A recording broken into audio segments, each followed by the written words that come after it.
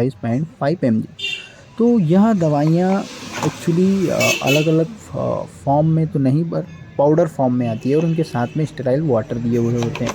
ये इसलिए करते हैं कि ये दवाई पहले से मिक्स आया तो इनका टाइम पीरियड बहुत कम होता है ख़राब होने का, इसलिए अलग अलग दी जाती है। आपको जब भी मिलेगी ये पाउडर फॉर्म में ही मिलेगी, उसके साथ में स्टेराइल वाटर दिया जाएगा जिसको आपको उसमें मिक्स करना होता है। तो यह सस्पेंशन ईज़िली मार्केट में अवेलेबल होते हैं और ज़्यादातर यह बैक्टीरियल इन्फेक्शंस में दिए जाते हैं, जो कि जैसे कि आप देख सकते हैं कि अगर कान का इन्फेक्शन हो या फिर सर्दी ज़ुकाम हो, निमोनिया हो या फिर दाँत का दर्द हो, दाँत में इन्फेक्शन हो, तो इन तरीके की चीज़ों में दी जाती है। और एक चीज़ यह घाव को सुखाने के लिए भी बच्चों में दी जाती है। तो यह बैक्टीरियल इन्फेक्शन को दूर करने के लिए दी जाती है। और अब जब भी पाउडर और वाटर जो है वो मिक्स कर ले तो इसे 5 दिन के अंदर या 7 दिन के अंदर पिला के ख़त्म कर देनी चाहिए। इससे ज़्यादा ये इसका कलर भी चेंज हो जाता है और यह दवाई ख़राब हो जाती है, जो बच्चों के लिए देने लायक नहीं बचती है। इसे 5 से 7 दिन में पिलाकर ख़त्म कर देना चाहिए। इसके कई सारे ब्रांड मार्केट में अवेलेबल हैं। इसके डोजेस फॉर्म देखें तो यह थोड़े बड़े बच्चे जैसे 1.5 साल से 2 साल के बच्चों को 5 ml सुबह शाम खाना खाने के बाद दी जाती है। और जो छोटे बच्चे होते हैं साल भर के या 6 महीने के, उनके लिए इनके ड्रॉप्स भी मार्केट में ईजीली अवेलेबल हैं।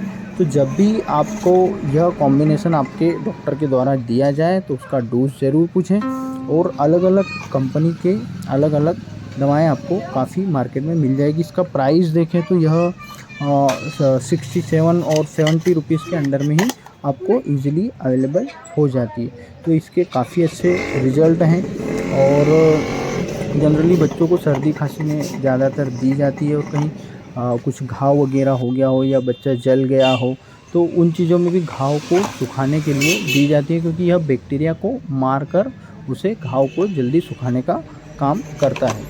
तो यह काफ़ी अच्छी दवाई है और कई सारे ब्रांड मार्केट में आपको इजीली मिल जाएंगे अलग अलग कंपनियों के। तो आप अपने बच्चे को यह दे सकते हैं, पर डॉक्टर से कंसल्ट ज़रूर करें। यह सिर्फ आपकी जानकारी के लिए मैं बता रहा हूँ कि यह बैक्टीरियल इन्फेक्शन में बच्चों को दी जाती है। और जैसे इसके अदर ब्रांड भी आप देखें तो मार्केट में मॉक्सक्लेव है, एडवेंट है, नोवामॉक्स है, सेंसिक्लेव है, ऐसे काफ़ी सारे ब्रांड। और छोटे बच्चों के लिए ड्रॉप भी इसके अवेलेबल हैं, जो कि सेम क्वांटिटी मतलब सेम कंटेंट में आते हैं, बाकी उनका डोज फिर बच्चों के हिसाब से कम हो जाएगा। तो जब भी आप अपने हिसाब से ना दें, ये एज ए एंटीबायोटिक दी जाती है किसी अन्य दवाई के साथ में। अगर सर्दी ज़ुकाम है तो किसी अन्य दवाई के साथ में यह भी दी जाएगी बैक्टीरियल इन्फेक्शन को दूर करने के लिए।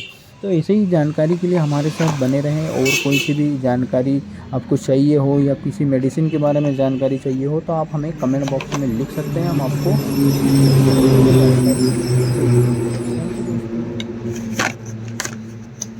एक चीज़ का विशेष ध्यान रखें, जिन बच्चों को दस्त या डायरिया है उन बच्चों को यह दवाई ना दें, क्योंकि यह डायरिया और दस्त को बढ़ा सकता है।